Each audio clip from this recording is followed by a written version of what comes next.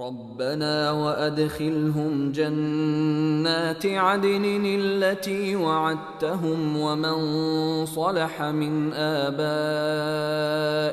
وأزواجهم وذرياتهم إنك أنت العزيز الحكيم وقهم السيئات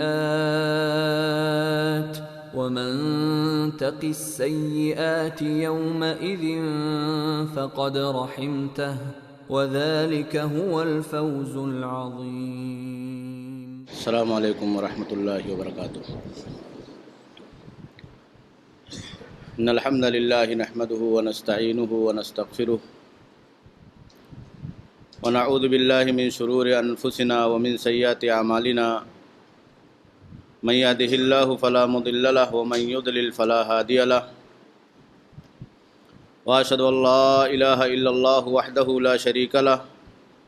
واشهد ان محمدا عبده ورسوله اما بعد فان خير الحديث كتاب الله وخير الهدي هدي محمد صلى الله عليه وسلم وشر الأمور محدثاتها وكل محدثة بدعة وكل بدعة ضلالة وكل ضلالة في النار. قال الله تبارك وتعالى في كلامه المجيد: أعوذ بالله من الشيطان الرجيم بسم الله الرحمن الرحيم. يا أيها الذين آمنوا قوا أنفسكم وأهليكم نارا وقودها الناس والحجارة.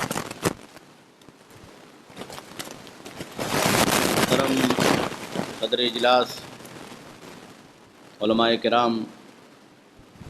اسلامی دینی اور ملی بھائیوں، تمام دوستوں اور ساتھیوں، آج کے انسان پروگرام میں میرا جو موضوع خطاب ہے وہ اولاد کی تربیت میں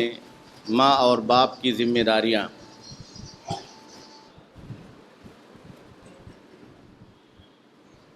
یہ انتہائی اہم عنوان ہے اور ہماری اور آپ کی ذمہ داریوں میں سے ایک بہت ہی بڑی ذمہ داری جسے اللہ رب العالمین نے ہمیں اور آپ کو دیا ہے، اس میں یہ بات بھی شامل ہے کہ جہاں ہم اور آپ اپنے تئیں اور اپنے نفس کے تئیں اصلاح اور سدھار کی کوشش کرتے ہیں، وہیں پر اللہ رب العالمین نے ہمیں اور آپ کو جو اولاد دیا ہے اور اولاد کی جس نعمت سے اللہ رب العالمین نے ہمارے گھر کو آباد کیا ہے، ہم ان کی تعلیم اور تربیت کے تعلق سے بھی اپنی ذمہ داریوں کو انجام دیں. اللہ رب العالمین نے قرآن مجید کے اندر بیان فرمایا، اہل ایمان کو خطاب کرتے ہوئے کہ یا ایھا الذین آمنوا قوا انفسکم واہلیکم نارا وقودھا الناس والحجارہ، کہ اے لوگو جو ایمان لائے ہو، تمہاری یہ ذمہ داری ہے کہ تم سب سے پہلے اپنے آپ کو جہنم سے بچاؤ، جہنم کی آگ سے بچاؤ، اور اپنے اہل و عیال کو، اپنے بیوی اور اپنے بچوں کو جہنم کے عذاب سے بچاؤ. اس کا ایندھن قیامت کے دن پتھر اور لوگ ہوں گے. یہ آیت کریمہ ہماری اور آپ کی ذمہ داریوں کا تعین کرتی ہے، اور ذمہ داری کس نوعیت کی ہے اس کا بھی یہ آیت کریمہ تعین کرتی ہے. اللہ رب العالمین نے تمام اہل ایمان سے خطاب کرتے ہوئے کہا کہ یہ تمہاری ذمہ داری ہے کہ تم اپنے آپ کو جہنم سے بچاؤ۔ اس دنیا کے اندر بحیثیت ایک مسلمان کے جو ڈیوٹی اللہ رب العالمین نے ہمیں اور آپ کو دیا ہے، اپنے ایمان کا، اپنی عبادت کا، اعمال صالحہ کے انجام دینے کا، اور اس دنیا کی زندگی میں اپنے مرضی کے مطابق زندگی گزارنے کا، اللہ رب العالمین کے بتائی ہوئی شریعت کے مطابق چلنے کا، تو اس کا ایک بہت اہم مقصد یہ ہے کہ انسان اپنی ان تمام تر سرگرمیوں کے ذریعے اور ان تمام تر محنتوں کے ذریعے اللہ رب العالمین کی جنت کو پالے اور اللہ رب العالمین کے عذاب سے، جہنم سے اپنے آپ کو بچا لے۔ تو یہ ہر انسان کی، ہر مسلمان کی ذمہ داری ہے کہ وہ اپنے آپ کو ایسے راستے پر دنیا کے اندر چلائے جو راستہ اللہ رب العالمین کے جنت کی طرف لے جانے والا ہو اور جہنم کے آگ سے بچانے والا ہو۔ اور اسی کے ساتھ اللہ رب العالمین نے اس بات کو شامل کیا کہ وَأَهْلِيكُمْ، تمہاری ذمہ داریوں میں جہاں اپنے آپ کو بچانا اور اپنے آپ کو اللہ کی مرضی سے قریب کرنا شامل ہے، وہیں ایک بڑی ذمہ داری یہ ہے کہ تم اپنے اہل و عیال کو، اپنے بیوی اور بچوں کو بھی جہنم کے آگ سے، اللہ رب العالمین کے عذاب سے بچانے کی اس دنیا کے اندر تدبیر کرو گے۔ تو اللہ رب العالمین نے بچانے کا حکم دیا، اور کس چیز سے بچانا ہے اس کی نوعیت بھی اللہ رب العالمین نے واضح کر دی۔ جہنم کے آگ سے اور جہنم کے عذاب سے ہمیں اور آپ کو بچنا ہے، اور اپنی اولاد کو، اپنے گھر والوں کو بچانا ہے۔ ایک بہت بڑی ذمہ داری ہے اور ایک بہت بڑا روٹ اللہ رب العالمین اس آیت کریمہ کے ذریعے سے اس دنیا کے اندر ہماری ذمہ داریوں کے تعلق سے متعین کر رہا۔ ایک مسلمان کو اس دنیا کی زندگی کے اندر رہتے ہوئے اپنے گھر میں، اپنے اولاد کے تعلق سے، اہل خانہ کے تعلق سے یہ راستہ متعین کرنا ہے کہ ہمارے گھر میں، ہماری زندگی میں، ہمارے کنبے میں اور اس سماج میں رہتے ہوئے کون کون سے وہ راستے ہیں جو اللہ رب العالمین کی جنت کی طرف لے جانے والے، اور کون کون سے وہ راستے ہیں جو اللہ رب العالمین کے عذاب کی طرف اور جہنم کی طرف لے جانے والے۔ یہ تعین ہمیں اور آپ کو کرنا ہے اللہ کی بتائی ہوئی شریعت کے ذریعے سے اور اللہ کے نبی جناب محمد رسول اللہ صلی اللہ علیہ وسلم کی سکھائی ہوئی سنت اور احادیث مبارکہ کے ذریعے سے۔ اب اگر ہمیں اور آپ کو یہ معلوم ہو جاتا ہے کہ یہ راستہ اللہ کی جنت کی طرف لے جا رہا ہے، تو یہ ہماری ڈیوٹی ہے کہ اس راستے کو ہم اور آپ خود اختیار کریں اور اس راستے پر چلنے کے لیے اپنی اولاد کو، اپنے بچوں کو، اپنے گھر والوں کو ترغیب دیں اور اس ذمہ داری کو انجام دینے کی کوشش کریں۔ اور اگر یہ ہمیں اور آپ کو معلوم ہو جاتا ہے کہ یہ راستہ جہنم کی طرف جانے والا ہے، اللہ کے عذاب کی طرف جانے والا ہے، اللہ کی ناراضگی کی طرف جانے والا ہے، تو ہماری ذمہ داری ہے کہ ہم سب سے پہلے اپنے آپ کو جہنم کے راستے سے بچائیں، دور کرنے کی کوشش کریں، اور اپنے اولاد کو بھی، اپنے گھر والوں کو بھی اس راستے سے بچائیں۔ تو اللہ رب العالمین نے اس آیت کریمہ کے ذریعے سے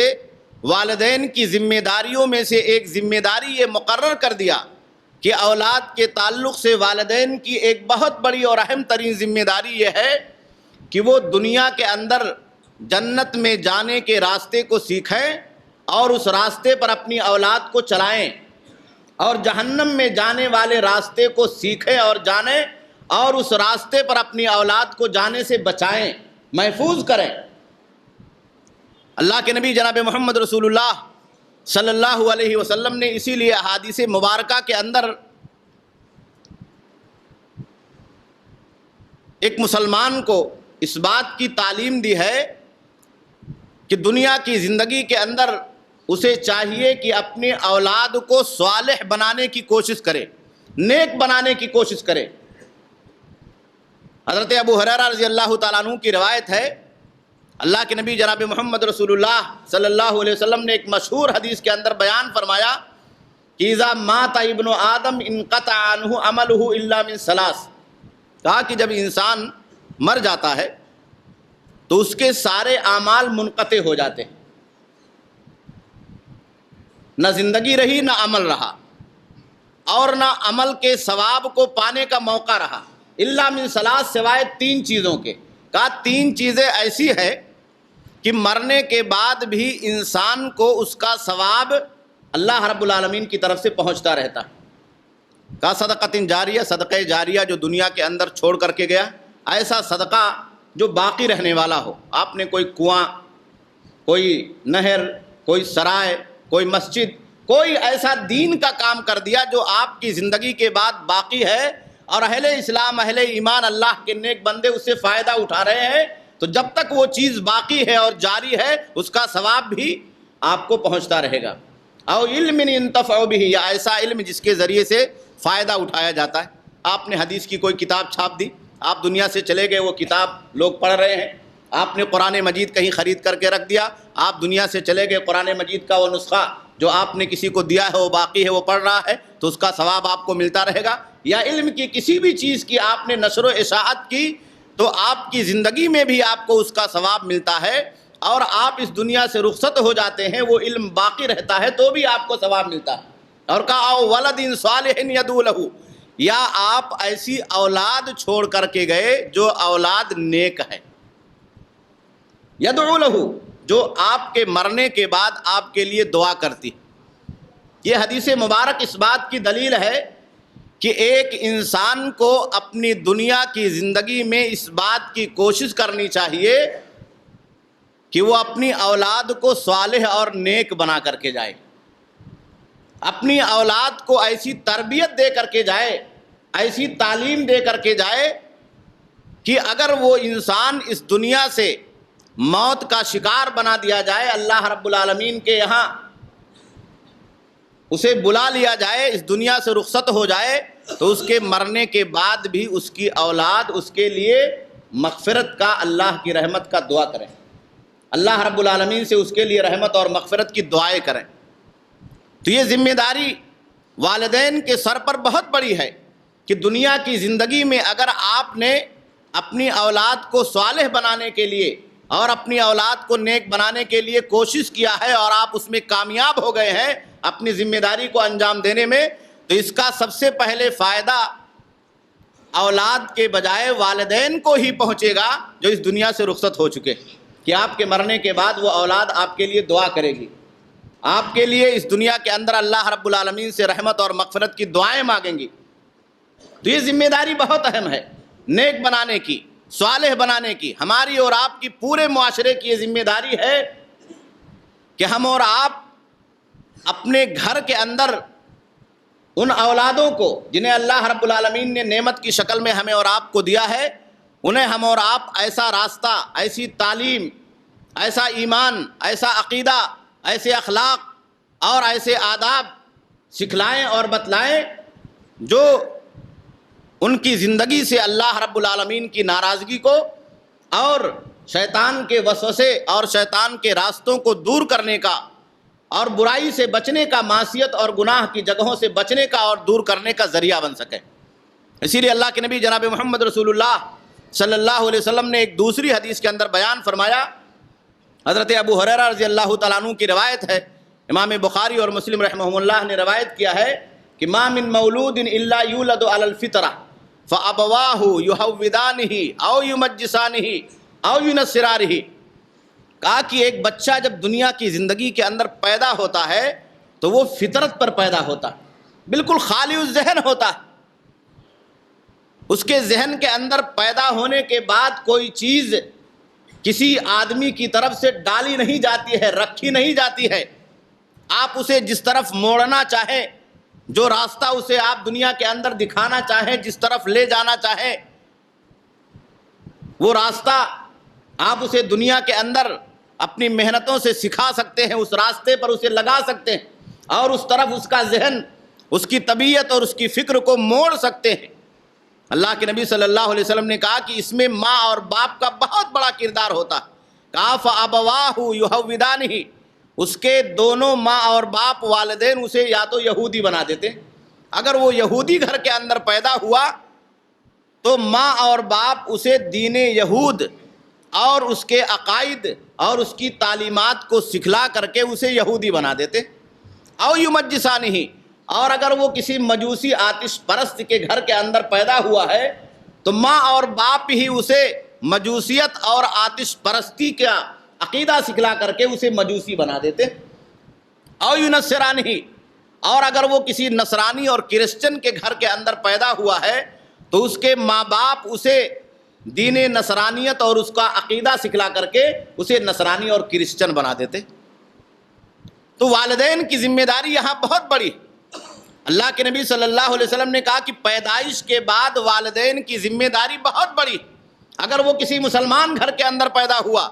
تو اس مسلم ماں اور باپ کی، والدین کی سب سے بڑی ذمہ داری ہے کہ جس اسلام کو اللہ رب العالمین نے دین کی شکل میں، عقیدہ کی شکل میں، ایمان کی شکل میں، عبادات کی شکل میں اسے دیا ہے، وہ اپنے فطرت پر پیدا ہونے والے اس سادہ ذہن کے، خالی اس ذہن بچے کے دماغ کے اندر ڈال کر کے اسے اللہ رب العالمین کا نیک بندہ بنا دے، اسے سچا اور پکا مسلمان بنا دے. اللہ کے نبی جناب محمد رسول اللہ صلی اللہ علیہ وسلم نے یہاں پر ایک بات کی طرف اشارہ کرتے ہوئے ہمیں اور آپ کو یہ بھی سمجھانے کی کوشش کی ہے کہ ہر کام اپنے وقت پر ہونا چاہیے. ہر کام اپنے وقت پر ہونا چاہیے. بچوں کی تربیت کا جو وقت ہے وہ ان کے بچپن کا وقت ہے، کم عمری کا وقت ہے، کم سنی کا وقت ہے، جب وہ خالی الذہن ہوتا ہے. ایسے وقت میں اگر آپ محنت کرتے ہیں، ایسے وقت میں آپ اگر اس کے ذہن کو موڑنے کی کوشش کرتے ہیں، ایسے وقت میں اگر آپ اس کے ذہن کے اندر کوئی چیز ڈالنے اور بٹھانے کی کوشش کرتے ہیں تو بچہ جلدی قبول کر لیتا. قبولیت کا مادہ اس مرحلے کے اندر اور عمر کے اس مرحلے کے اندر اس بچے کے اندر زیادہ ہوتا ہے. تو اللہ کے نبی صلی اللہ علیہ وسلم نے یہ تعلیم دی ہے کہ سماج اور معاشرے کے اندر پھیلے ہوئے عقیدوں کے مقابل میں ایک مسلم ماں اور باپ کی ذمہ داری ہے کہ بچپن میں ہی، کم عمری ہی میں وہ اپنے اولاد کے ذہن و دماغ کو اسلام کی طرف موڑنے کی کوشش کرے، صحیح عقیدے کی طرف موڑنے کی کوشش کرے. آج ہمارے اور آپ کے سماج و معاشرے کے اندر ہمارا اور آپ کا حال کیا ہو چکا ہے کہ ایک بچہ جب پیدا ہوتا ہے اور وہ بچپن کے مرحلے کے اندر ہوتا ہے تو ہم اسے اسلامی تہذیب اور اسلامی طریقہ سکھلانے کے بجائے دوسروں کا طریقہ اور دوسروں کی تہذیب سکھلاتے. بچہ بولنا نہیں جانتا ہے، بچہ اپنے ہاتھوں سے مستقل طور پر حرکت کرنا نہیں جانتا ہے، وہ چیزوں کے اندر تمیز کرنے کی صلاحیت نہیں رکھتا ہے. لیکن ہم اور آپ اسے اور اس کے ذہن کو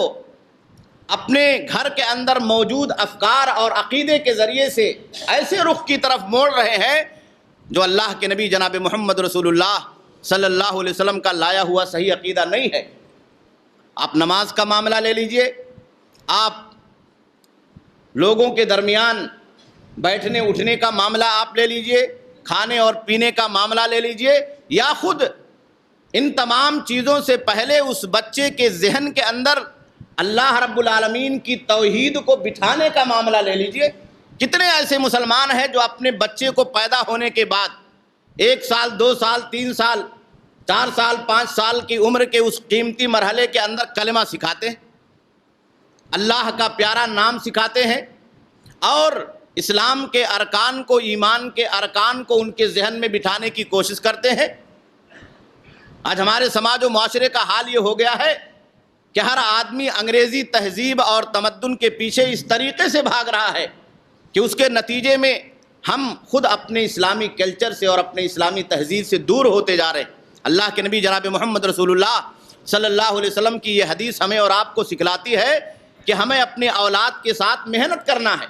اور اس طرح سے محنت کرنا ہے عمر کے اس قیمتی مرحلے میں کہ ہم ان کے ذہن و دماغ کے اندر وہ صحیح عقیدہ، اللہ کے نبی جناب محمد رسول اللہ صلی اللہ علیہ وسلم کی وہ پیاری سنتیں اور اسلام کے وہ آداب اور احکام ڈال سکیں جو اللہ رب العالمین نے ہمیں اور آپ کو قرآن اور سنت کی شکل میں عطا کیا ہے. اللہ کے نبی جناب محمد رسول اللہ صلی اللہ علیہ وسلم کے مشہور صحابی حضرت جندب ابن عبداللہ البجلی رضی اللہ تعالیٰ عنہ روایت کرتے ہیں، بیان کرتے ہیں کہ اللہ کے نبی صلی اللہ علیہ وسلم کے زمانے میں ہم کون سے چیز کی تعلیم لیتے تھے؟ کہتے ہیں کہ ہم بلوغت کے عمر سے پہلے کے مرحلے میں، بچپن کے مرحلے کے اندر تھے، کننا نتعلم الایمان قبل ان نتعلم القرآن، کہا قرآن کے سیکھنے سے پہلے ہم ایمان کی باتیں سیکھا کرتے تھے، اور ایمان کے سیکھنے کے بعد پھر ہم قرآن کی تعلیم حاصل کرتے تھے، فازددنا بہ ایمانا، تو اس کے ذریعے سے ہمارے ایمان کے اندر اضافہ ہو جاتا تھا۔ امام ابن خزیمہ رحمہ اللہ نے اس حدیث کو صحیح ابن خزیمہ کے اندر ذکر کیا ہے، اور اس حدیث کی سند صحیح ہے۔ یہ حدیث ہمیں اور آپ کو بتاتی ہے کہ ہمیں اور آپ کو بچپن کے اس مرحلے میں اپنی اولاد کو ایمان سکھلانا ہے، عقیدہ سکھلانا ہے، اللہ رب العالمین کی توحید کو سکھلانا ہے۔ اس کائنات کا پیدا کرنے والا کون ہے؟ روزی دینے والا کون ہے؟ مالک کون ہے؟ اس کائنات کے اندر انتظام اور تدبیر کرنے والا کون ہے؟ اولاد دینے والا کون ہے؟ اس دنیا کے اندر وہ کون ہستی ہے جس کے ہاتھ میں پوری کائنات کی طاقت اور پوری کائنات کا پاور ہے؟ یہ ساری چیزیں ہمیں اور آپ کو بچے کو سکھلانا ہے، اولاد کو سکھلانا ہے۔ قرآن سے پہلے ایمان کے سکھلانے کا مطلب یہ ہے کہ اس بچے کو دین کے بنیادی ارکان، اللہ کی توحید کے بنیادی ارکان اور اللہ رب العالمین پر ایمان کے تعلق سے وہ تمام باتیں سکھلا دی جائیں جس کا اللہ رب العالمین نے قرآن کے اندر اور اللہ کے نبی جناب محمد رسول اللہ صلی اللہ علیہ وسلم نے اپنی سنتوں کے اندر ذکر کیا ہے۔ کافر ہم جب قرآن پڑھتے تھے تو جو چیزیں ہم نے بچپن میں اپنے ماں اور باپ سے سیکھی ہوتی تھی، اپنے سماج اور معاشرے سے ایمان اور عقیدے کے تعلق سے لیا ہوتا تھا، تو قرآن پڑھنے کے بعد اس میں تازگی پیدا ہو جاتی تھی، ہمارا ایمان تازہ ہو جاتا تھا، اور اللہ رب العالمین کے تعلق سے ہمارے ایمان کے اندر استحکام اور مضبوطی پیدا ہو جاتی تھی۔ آج ہمارے سماج و معاشرے کے اندر کیا ہو رہا ہے؟ ہم نے اور آپ نے اپنے اولاد کو ایمان کی تعلیم نہ دے کر کے غیروں کے حوالے کر دیا ہے۔ آج مشنریز کے اسکول ہیں، غیر مسلموں کے اسکول ہیں جو ہمارے سماج اور معاشرے کے اندر چلائے جا رہے ہیں، جہاں پر نصرانیت کی تعلیم دی جاتی ہے، ایسے عقائد اور افکار کی تعلیم دی جاتی ہے جو اسلامی عقائد اور افکار کے مخالف ہے، ایسے طور طریقے اور آداب سکھلائے جاتے ہیں جو اللہ کے نبی جناب محمد رسول اللہ صلی اللہ علیہ وسلم کے دین کے مخالف ہے۔ ہم نے اور آپ نے اپنی ذمہ داریوں کو ادا کرنے سے پہلو تہی اختیار کرتے ہوئے اپنے بچوں کو ان اسکولوں کے حوالے کر دیا، اور ایک بہت بڑی سماج و معاشرے کے اندر ہماری اور آپ کی سمسیا یہ ہے کہ جو ذمہ داری اولاد کی تربیت اور اس کے تعلیم کے تعلق سے بچپن میں ہمیں ادا کرنا تھا، اس ذمہ داری کو آج ہم نے ٹیوشن کلاسز کے حوالے کر دیا ہے، کوچنگ کلاسز کے حوالے کر دیا ہے، ٹیچروں کے حوالے کر دیا ہے۔ ظاہر سی بات ہے، وہ ٹیوشن پڑھانے والا، وہ کوچنگ کلاسز دینے والا، وہ اسکول کے اندر تعلیم دینے والا جس عقیدے اور فکر کا مالک ہوگا، اور جو عقیدہ اور فکر اس کے ذہن کے اوپر غالب ہوگا، وہی عقیدہ اور فکر وہ آپ کے بچے کے ذہن کے اندر ڈال دے گا، اور وہی اس کا ایمان ہو جائے گا، وہی اس کا عقیدہ ہو جائے گا۔ یہ ذمہ داری ہمیں اور آپ کو اپنے گھر کے اندر ادا کرنا ہے، اپنے گھر کی باؤنڈری کے اندر پہلے ادا کرنا ہے، اور اس کا محاسبہ ہمیں اور آپ کو روزانہ کرتے رہنا ہے، ورنہ ایک وقت ایسا آئے گا کہ ہم اور آپ کفے افسوس ملیں گے جب ہمارا بچہ ہمارے ہاتھ سے باہر نکل جائے گا، ہماری دسترس سے باہر نکل جائے گا، اس کا ایمان بگڑ جائے گا، اس کا عقیدہ بگڑ جائے گا، اس کا ذہن بگڑ جائے گا، اور اس طرح سے وہ ایمان، عقیدے اور ذہنیت کے بگاڑ کا شکار ہو کر کے اس سماج و معاشرے کے اندر ہمارے اور آپ کے لیے ہی نہیں بلکہ پورے سماج اور معاشرے کے لیے وبال جان بن جائے گا۔ تو میرے دینی بھائی اور دوستو، ہمیں ایمان کی تعلیم دینی ہے، اور یہ ذمہ داری ہمیں اور آپ کو خود نبھانی ہے۔ آپ کا عقیدہ کیا ہے؟ جس عقیدے کے آپ مالک ہیں، جو سچا عقیدہ توحید کی شکل میں، اللہ رب العالمین کی وحدانیت کی شکل میں اللہ رب العالمین نے آپ کو دیا ہے، وہ آپ اپنے بچے کو اپنے گھر کے اندر سکھلائیں۔ صبح، شام، رات، دن اس بچے کے پیچھے آپ محنت کریں، کلمہ طیبہ سے لے کر کے مختلف قسم کی دعائیں، اسلام کے ارکان، ایمان کے ارکان، اللہ رب العالمین کی ایمان کی باتیں، عبادت، روزہ اور نماز کی تعلیم، آپ اللہ کے نبی جناب محمد رسول اللہ صلی اللہ علیہ وسلم کی سنت کے مطابق اسے اپنے گھر کے اندر سکھاتے رہے، اور یہ سمجھ کر کے کہ یہ بچہ ہماری زندگی میں ہمارے لیے، آپ کے لیے ایک بہت بڑی امانت کے طور پر اللہ رب العالمین نے ہمارے حوالے کیا۔ اگر ہم نے اور آپ نے اس امانت کے اندر کسی طرح کی کوتاہی کی تو قیامت کے دن اللہ رب العالمین کی بارگاہ میں ہم سے پوچھ تاچھ کی جائے گی۔ آپ قرآن پڑھیں، انبیاء کرام کے قصے پڑھیں، اللہ رب العالمین نے انبیاء کرام کا جو طور طریقہ اولاد کی تعلیم اور تربیت کے تعلق سے ذکر کیا ہے وہ بڑا نرالا ہے۔ حضرت لقمان علیہ السلام نے وَإِذْ قَالَ لُقْمَانُ لِابْنِهِ وَهُوَ يَعِظُهُ يَا بُنَيَّ لَا تُشْرِكْ بِاللَّهِ، سب سے پہلی تعلیم جو بچے کو حضرت لقمان نے دی تھی اپنے بیٹے کو نصیحت کرتے ہوئے کہ لا تشرک باللہ، کہ اے میرے بیٹے دنیا کی زندگی کے اندر کہیں بھی رہو یہ عقیدہ اپنے ذہن و دماغ کے اندر پیوست کر لو کہ اللہ رب العالمین کے ساتھ کسی کو شریک نہیں ٹھہرانا۔ ایک بہت بڑا عقیدہ ہے، بہت بڑا راستہ ہے جو حضرت لقمان علیہ السلام نے اپنے بیٹے کے لیے اور دنیا کے اندر ان تمام والدین کے لیے مقرر کیا ہے جنہیں اللہ رب العالمین نے اولاد کی نعمت سے اس دنیا کے اندر مالا مال فرمایا ہے۔ شرک نہ کرنا اور شرک سے بچنا،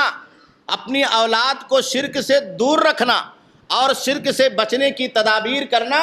یہ ایک ایسا مستحکم عقیدہ ہے اور راستہ ہے کہ ہمیں اور آپ کو اس کے اوپر اپنی دنیا کی زندگی کے اندر قائم رہنا ہے اور اپنی اولاد کو اس پر قائم رہنے کی تعلیم اور تربیت دینا، یہ ہماری ڈیوٹی، ہماری ذمہ داری، اور یہی راستہ ہے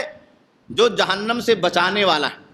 آپ جانتے ہیں کہ اللہ کے نبی جناب محمد رسول اللہ صلی اللہ علیہ وسلم نے حضرت معاذ ابن جبل سے پوچھا تھا کہ اللہ کا حق بندوں پر کیا ہے؟ تو کہا اللہ کا حق یہ ہے کہ بندے اللہ کی عبادت کریں اور اللہ کے ساتھ شرک نہ کریں۔ تو کہا اگر بندے ایسا کرتے ہیں تو بندوں کا اللہ پر کیا حق ہے؟ تو کہا اگر بندے ایسا کرتے ہیں تو بندوں کا اللہ کے اوپر حق یہ ہے کہ اللہ یعذب من لا یشرک باللہ شیئا، کہ اللہ تعالیٰ اس آدمی کو عذاب نہ دے جو اللہ کے ساتھ شرک نہیں کرتا۔ یہ جہنم سے بچنے کا راستہ ہے۔ وہ آدمی جو شرک نہیں کرتا ہے اور شرک کے غلط عقائد سے اپنی زندگی کو پاک رکھتا ہے، اپنے اولاد کی تعلیم اور تربیت اس کے اوپر کرتا ہے، تو گویا کہ وہ جہنم کے راستے سے اپنے اولاد کو بچاتا ہے۔ آج تعلیم کے مختلف مواقع اور ذرائع ہمارے اور آپ کے سماج کے اندر کھلے ہوئے ہیں، اور ہر انسان جانتا ہے کہ تعلیم کا کون سا راستہ، تعلیم کے کون سے مراکز اور کون سے اڈے وہ اللہ رب العالمین کے جنت کی طرف لے جانے والے ہیں، اور کون سے راستے اللہ رب العالمین کے ناراضگی کی طرف اور جہنم کی طرف لے جانے والے ہیں۔ کون سے وہ راستے ہیں جو اس دنیا کے اندر ایک بچے کے ذہن کو بگاڑ کر کے اسے اسلام سے برگشتہ کرنے والے، اسلامی آداب اور تعلیمات سے دور کرنے والے ہیں۔ ساری باتیں ہمارے اور آپ کے سامنے کھلی ہوئی کتاب کی طرح سے اسے بتانے کی ضرورت نہیں ہے۔ اس لیے یہ والدین کی ڈیوٹی ہے کہ وہ اولاد کے ایمان کے تعلق سے، ان کے عقیدے کی اصلاح اور سدھار کے تعلق سے بچپن کے اندر ہی کوشش کریں اور اپنی ذمہ داری کو انجام دینے کے اندر کوتاہی نہ کریں، اور یہ ذمہ داری دوسروں کے سر اس سماج و معاشرے کے اندر نہ ڈالیں۔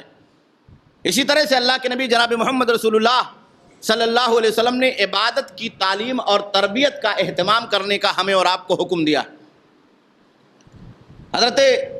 عمر ابن شعیب عن ابیہ عن جدہ کی روایت ہے، امام ابو داؤد رحمہ اللہ نے سنن ابی داؤد میں صحیح سند کے ساتھ اس روایت کو ذکر کیا ہے، بڑی مشہور روایت۔ اللہ کے نبی صلی اللہ علیہ وسلم نے تمام سرپرستوں کو، تمام والدین کو اس بات کا حکم دیا کہ مروا اولادکم بالصلاۃ وہم ابناء سبع، کہا کہ اپنے اولاد کو نماز پڑھنے کا حکم دو اس حالت میں کہ وہ 7 سال کے ہو چکے ہوں۔ وَاضْرِبُوهُمْ عَلَيْهَا وَهُمْ أَبْنَاءُ عَشْرٍ، اور انہیں مارو جب وہ 10 سال کے ہو جائیں۔ وَفَرِّقُوا بَيْنَهُمْ فِي الْمَجَازِ، اور 10 سال کے عمر تک پہنچنے کے بعد ان کے بستروں کے اندر علیحدگی کر دو، تاکہ کوئی اخلاقی گراوٹ ان کے ذہن و دماغ کے اندر اس اعتبار سے پیدا نہ ہو سکے کہ وہ دنیا کے اندر فساد کے اور اخلاقی انارکی کے شکار بن جائیں۔ اللہ کے نبی جناب محمد رسول اللہ صلی اللہ علیہ وسلم کی ایک چھوٹی سی حدیث ہر والدین کے لیے اسوہ، ہر والدین کے لیے اسوہ ہے اور نمونہ۔ کہا مرو اولادکم بالصلاۃ، کہا اپنے اولاد کو نماز پڑھنے کا حکم دو۔ تو سب سے پہلا مسئلہ یہ آتا ہے کہ وہ انسان جو کسی کی تربیت کرتا ہے، اگر وہ خود تربیت یافتہ نہیں ہے، وہ ٹرینڈ نہیں ہے، تو وہ تربیت کیسے کر سکتا ہے؟ آپ اگر اپنے بچے کو نماز پڑھانا چاہتے ہیں اور آپ خود نماز نہیں پڑھتے ہیں، آپ خود نمازی نہیں ہے، آپ کا رشتہ مسجد سے خود مضبوط نہیں ہے، تو آپ اپنے بچے کو نماز کا حکم کیسے دے سکتے؟ تو مربی جو اولاد کی تربیت کرنے والا ہو، اسے چاہیے کہ وہ خود اسوہ بنے، وہ خود نمونہ بنے۔ آپ بچے کو نماز پڑھانا چاہتے ہیں تو نماز پڑھانے کا بچے کو سب سے آسان طریقہ یہ ہے، اور اس کی تربیت دینے کا آسان طریقہ یہ کہ آپ خود نماز پڑھنے لگیں، بچے کے سامنے آپ نماز پڑھیں، بچے کو اپنے ساتھ نماز میں لے کر کے آئے، مسجد میں آئے، وہ آپ کو دیکھ کر کے نمازی بن جائے گا۔ بہت آسان طریقہ ہے، لیکن اس آسان طریقے کو چھوڑ کر کے انسان نہ جانے کون کون سے طریقے اختیار کرنا چاہتا ہے۔ اللہ کے نبی صلی اللہ علیہ وسلم نے کہا کہ وہم ابناء سبعین، اور وہ 7 سال کے۔ اب دیکھیے بڑی پیاری حدیث، اس حدیث کے اندر اللہ کے نبی صلی اللہ علیہ وسلم نے دوسری بات ہمیں اور آپ کو یہ سکھلائی ہے کہ بچہ اگر 7 سال کا ہو جائے تو اسے نماز پڑھنے کا حکم دو۔ حکم دینے کا مسئلہ ہے، گویا کہ 7 سال سے پہلے اگر ہم نے اور آپ نے بچے کی تربیت نماز کے تعلق سے نہیں کی ہے تو ہم اسے نماز کا حکم نہیں دے سکتے۔ کیسے دے سکتے اگر وہ نماز نہیں جانتا؟ 7 سال میں نماز پڑھنے کا حکم،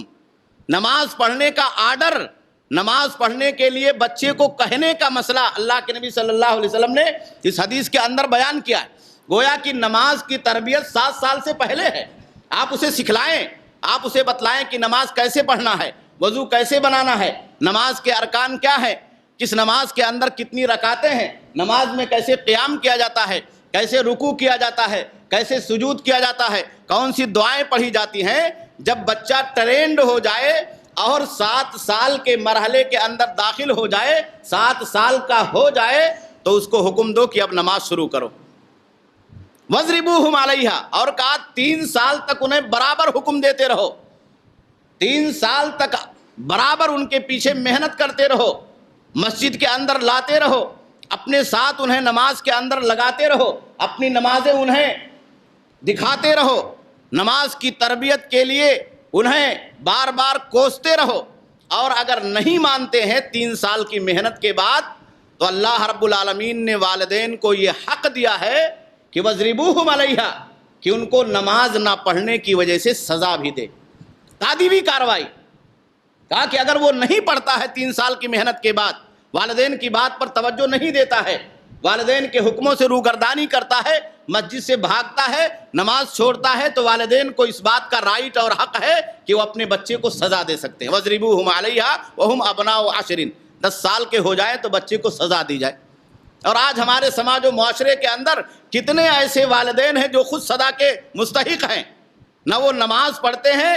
اور نہ مسجد کے اندر آتے ہیں، اور نہ نماز پڑھنے کا صحیح طریقہ، نماز پڑھنے کا صحیح طریقہ جو اللہ کے نبی صلی اللہ علیہ وسلم سے ثابت ہے اسے جانتے ہیں۔ تو وہ انسان جو خود سزا کا مستحق ہو، وہ اپنے اولاد کو تربیت کیسے دے سکتا ہے؟ وہ انسان جو خود سزا کا مستحق ہو، جو خود مجرم ہو، وہ دوسروں کے حق میں سزا کا فیصلہ کیسے کر سکتا ہے؟ اور اگر وہ سزا کا فیصلہ کرتا ہے، اپنے اولاد کے خلاف تادیبی کارروائی کرتا ہے، تو اولاد اسے کتنا قبول کرے گی اور کس طرح سے اپنے والدین کے حکموں کو مانے گی، ہماری اور آپ کی فرما برداری کرے گی، یہ بات بھی ہم اور آپ دیکھ سکتے ہیں۔ اسی لیے حضرت عبداللہ ابن عمر رضی اللہ تعالیٰ عنہ سے یہ بات منقول ہے، کسی نے پوچھا اس حدیث کی روشنی میں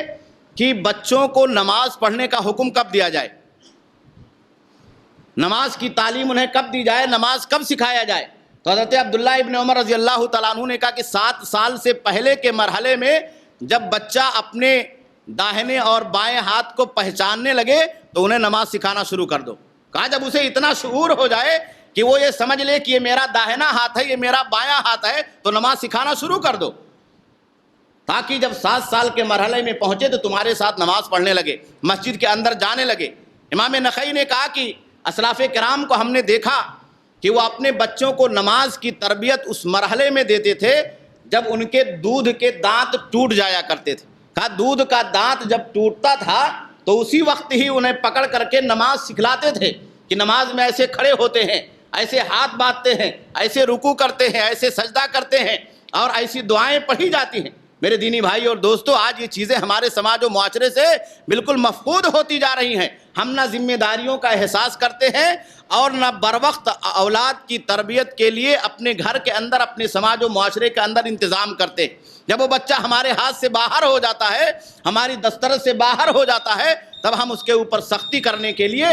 اور اپنی طاقت کو آزمانے کے لیے کوشش کرتے ہیں، اور ایسے وقت میں ہمیں اور آپ کو کوئی فائدہ نہیں پہنچتا۔ اللہ کے نبی جناب محمد رسول اللہ صلی اللہ علیہ وسلم نے اسی لیے اس حدیث کے اندر، جسے ربیہ بنت معوذ رضی اللہ تعالیٰ عنہ نے روایت کیا ہے، عاشورہ کا مہینہ چل رہا ہے، اسی عاشورہ کے روزے کے سلسلے میں ہے کہ اللہ کے نبی صلی اللہ علیہ وسلم نے لوگوں کو عاشورہ کا روزہ رکھنے کا حکم دیا۔ تو جب عاشورہ کا دن آیا تو صبح آپ نے اعلان کیا کہ جس آدمی نے روزہ نہیں رکھا ہے وہ روزہ مکمل کر لے، یعنی اگر سحری نہیں کھا سکا ہے لیکن دن کے اندر کچھ کھایا نہیں ہے تو وہ روزہ رکھ لے، اور کہا جس نے روزے کی نیت کی ہے تو اس کا روزہ تو شروع ہے۔ حضرت ربیہ بیان کرتی ہیں کہ اللہ کے نبی صلی اللہ علیہ وسلم کا عاشورہ کے روزے کے سلسلے میں جب یہ حکم آیا، کننا نصوم، تو ہم بھی روزہ رکھتے تھے، ونصوم صبیاننا، اور اپنے بچوں کو بھی ہم روزہ رکھواتے تھے، بچوں کو بھی روزہ رکھنے کی عادت ڈالتے تھے، انہیں تربیت دیتے تھے کہ روزہ رکھیں۔ تربیت دینے کا طریقہ کیا تھا؟ یہ صحیح بخاری کی روایت ہے۔ حضرت ربیہ بیان کرتی ہیں کہ بچوں کو روزے کی تربیت ہم کیسے دیتے تھے؟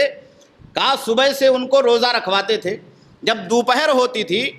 اور دن کا کچھ حصہ گزرتا تھا تو ظاہر سی بات ہے بچے اپنی فطری صلاحیتوں کے اعتبار سے بڑوں کے مقابلے میں کمزور ہوتے ہیں، انہیں بھوک کا احساس ہوتا تھا، پیاس کا احساس ہوتا تھا، تو ہمیں ایسا لگتا تھا کہ شاید یہ بچے دوپہر کے وقت میں یا سپہر کے وقت میں اپنے روزے کو چھوڑ دیں گے، اور اللہ کے نبی صلی اللہ علیہ وسلم کی سنت اور اس کا ثواب انہیں حاصل نہیں ہو سکتا ہے، اور کہیں ایسا نہ ہو کہ ایسا کرتے کرتے ان کی یہ عادت پڑ جائے اور اس طرح سے یہ روزہ خوری کے شکار ہو جائیں اور اللہ کے نبی جناب محمد رسول اللہ صلی اللہ علیہ وسلم کے سنت سے انحراف کے شکار ہو جائے۔ تو کہا جب دوپہر اور سپہر کا وقت ہوتا، وہ بھوک کی وجہ سے، پیاس کی وجہ سے رونے لگتے، چلانے لگتے، یا ہم سے کھانے کا اور پانی کا مطالبہ کرنے لگتے۔ نجعل لهم اللعبة من الإحن، کہا ہم انہیں کچھ کھلونے جو کپڑوں کے اون کے بنے ہوئے ہوتے تھے ان کے ہاتھوں کے اندر تھما دیتے، یہاں تک کہ وہ ان کھلونوں کے اندر مشغول ہو کر کے چپ ہو جاتے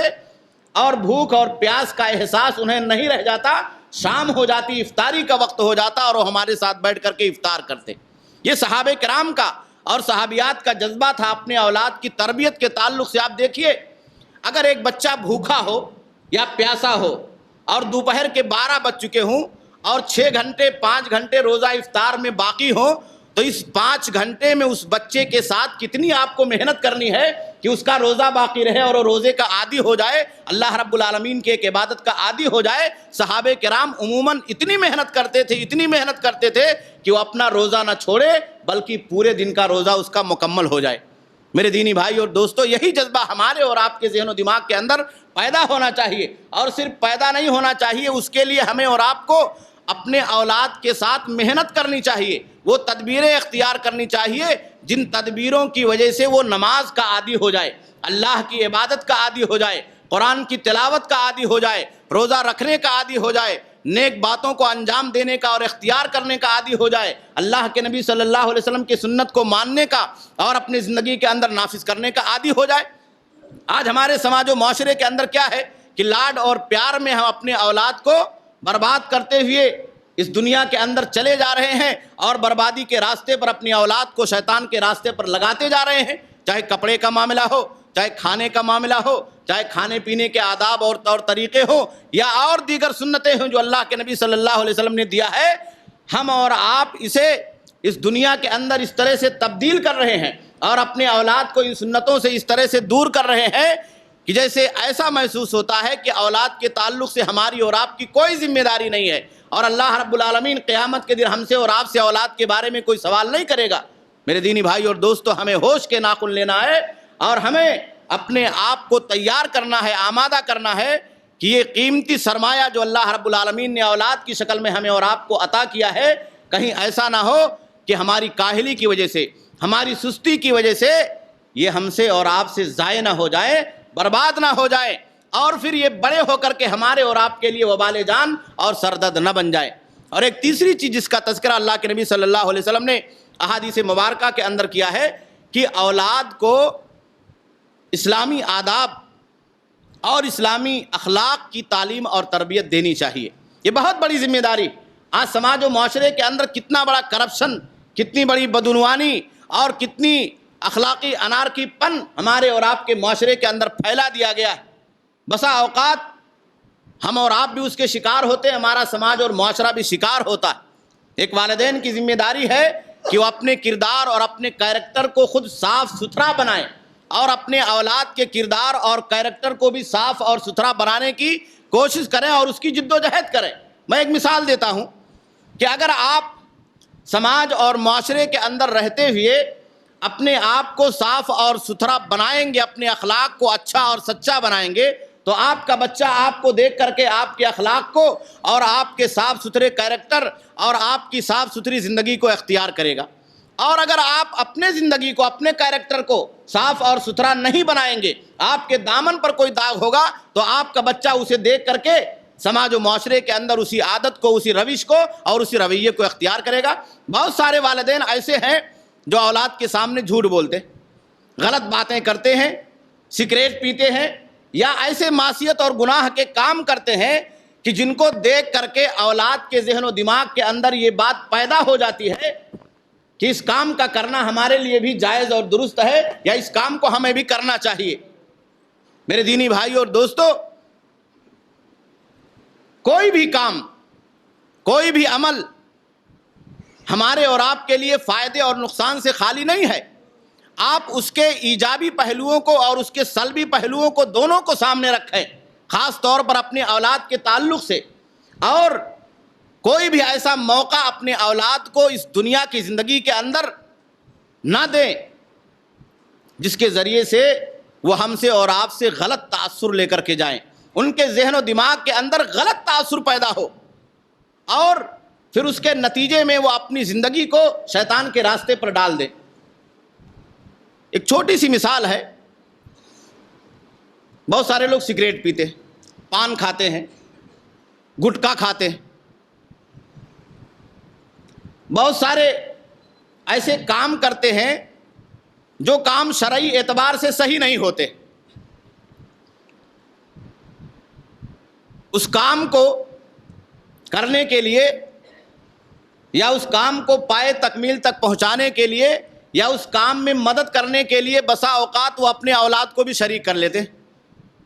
آپ پان کھا رہے ہیں، اپنی اولاد کو آپ پیسہ دے رہے ہیں، وہ پیسہ لے کر کے آپ کے لیے پان لا رہا ہے۔ آپ سگریٹ پی رہے ہیں، آپ سگریٹ پینے کے لیے اپنی اولاد کو پیسہ دیتے ہیں، وہ پیسہ لے کر کے آپ کے لیے سگریٹ لا رہا ہے۔ آپ گٹکا کھا رہے ہیں، نشے کی چیزیں کھا رہے ہیں، منشیات کے عادی ہیں، آپ اپنے بچوں کو پیسہ دے کر کے نشے کی چیزیں، گٹکا یا اس طرح کی چیزیں لانے کے لیے کہہ رہے ہیں، وہ آپ کے لیے لا رہا ہے۔ ظاہر سی بات ہے اس کا ریئیکشن کہیں نہ کہیں ان کی زندگی کے اندر ایک دن ضرور آپ کے سامنے پیدا ہونا ہے اور ظاہر ہونا ہے۔ جو کام آپ نے اس سے کروایا ہے،